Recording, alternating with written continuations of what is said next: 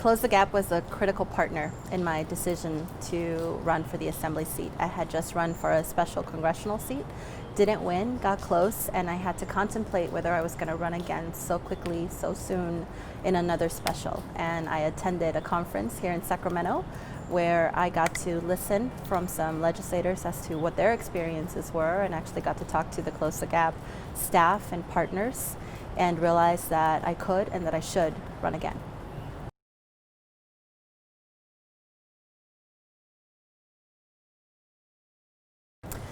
I think one of the things that was the most helpful in attending the Close the Gap conference and in making my decision was the importance of finding a really good consultant that understood my values, my positions, and that would not only run my race, but help me win my race. And I think when you're not a traditional candidate, you're not sure who these people are or who to trust. And Close the Gap was definitely a partner in helping me decide who I should turn to for help.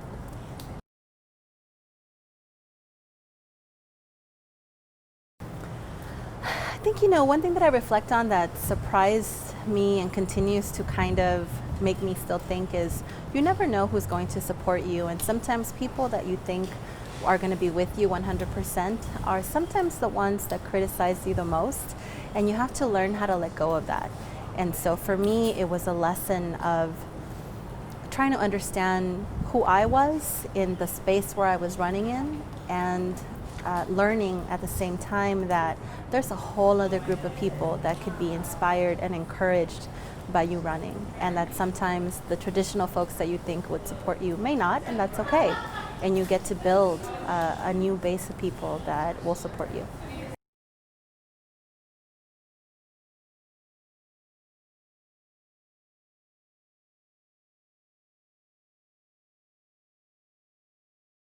I ran on having a seat at the table where decisions are being made about my community, about women, about immigrants, about people of color.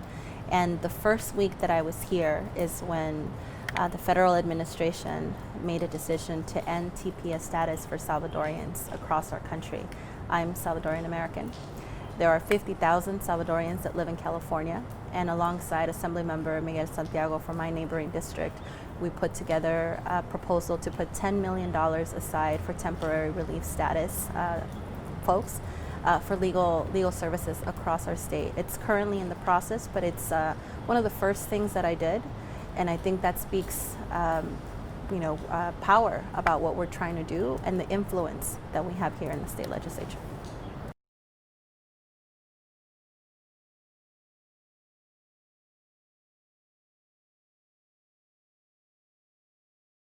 I think everyone, whether you're a progressive, a feminist, an activist, an advocate, anyone that cares about civic engagement should give to Close the Gap, because it's an organization that actually puts the pieces together for women to run.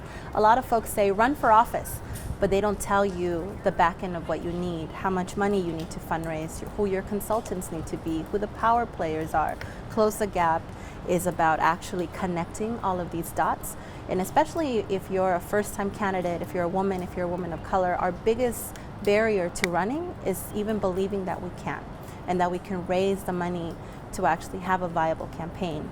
So women need money in the beginning. We need support in the beginning, and organizations like Close the Gap actually help do that. I think that people should invest in Close the Gap for one simple thing, and that is about building the bench.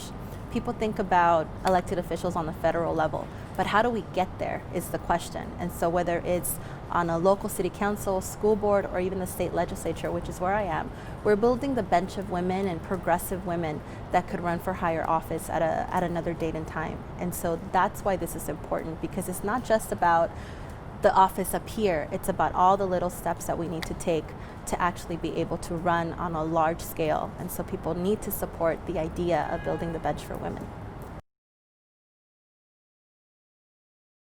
Together we can close the gap, California.